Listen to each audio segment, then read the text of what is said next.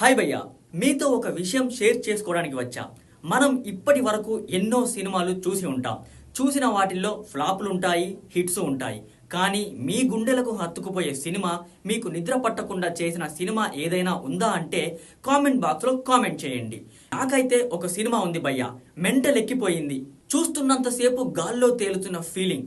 నాకైతే చూసిన రోజు నిద్ర పట్టలేదు. ఆ విజువల్స్ కల్లో కూడా వస్తున్నాయి భయ్యా. సినిమాని అంతలా ఎంజాయ్ చేశాను. మళ్ళీ ఇలాంటి సినిమా మరోసారి చూస్తానో లేదో. ఏంటి ఈ సినిమా పేరు చెప్పకుండా సొల్లు వేస్తున్నాడు అనుకుంటున్నారు కదా, అక్కడికే వస్తున్నా. First day first show 500 ticket పెట్టి వెళ్ళాను.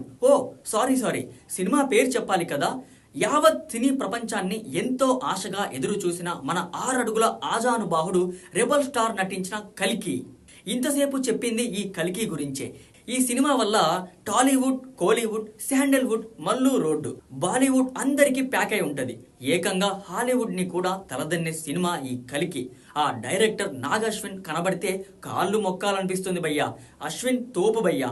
ఇలాంటి సినిమా నాకు తెలిసి మళ్ళీ తన దగ్గర నుంచే రావాలి, ఇంకెవరి వల్ల కాదు. విజువల్స్ చూస్తుంటే ఇది మన తెలుగు సినిమానా లేక ఎక్కడి నుంచైనా ఊడిపడిందా అన్న డౌట్ కూడా మీకు వస్తుంది. మన తెలుగు ఇండస్ట్రీని బాహుబలి సిరీస్ లో రాజమౌళి గారు ఎక్కడికో తీసుకెళ్లారు. ఆ సిరీస్ గురించి కొన్ని నెలలు టాపిక్ నడిచింది. అయితే ఈ కల్కి గురించి మినిమం 1 ఇయర్ మాట్లాడుకుంటారు భయ్యా. ఇది నేను అనే మాట కాదు, చూసిన ప్రతి ప్రేక్షకుడు మాట్లాడే మాట. ఎందుకంటే ఈ సినిమా ఓ రేంజ్ లో ఉంది.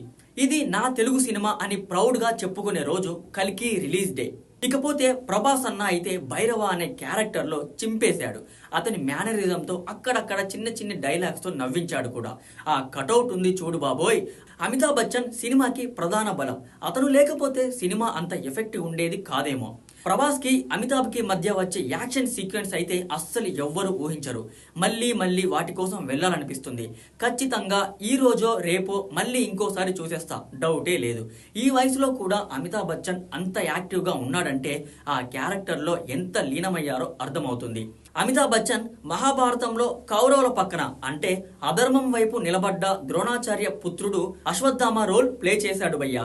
అక్కడ నెగిటివ్ కావచ్చేమో గానీ ఈ కల్కిలో అయితే పుట్టబోయే దేవుడిని రక్షించడానికి అతను పడ్డ కష్టం ఈ సినిమా చూసిన వాళ్ళకే తెలుసు. కథ రివీల్ చేయకుండా క్యారెక్టర్ గురించి ఎందుకు చెబుతున్నానంటే మీలో కూడా చూడాలన్న ఉత్సాహం వచ్చి వెంటనే మీ ఫ్యామిలీతో వెళ్ళి సినిమా చూస్తారని. చూడాలి భయ్యా, ఇలాంటి సినిమాలు ఎప్పుడో అరుదుగా వస్తాయి. మహాభారతాన్ని నేటి టెక్నాలజీ యుగాన్ని కనెక్ట్ చేస్తూ విజువల్ వండర్ గా రూపొందించారు.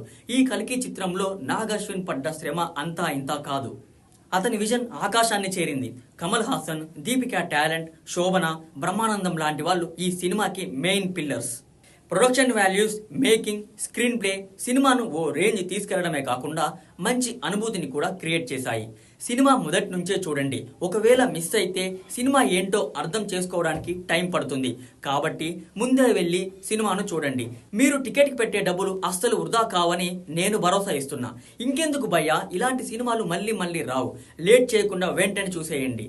ఈ సినిమా ద్వారా తెలుగువాడి పౌరుషాన్ని సగర్వంగా యావత్ ప్రపంచానికి తెలిసేలా చేసిన డైరెక్టర్ నాగశ్విన్ కి జై హో.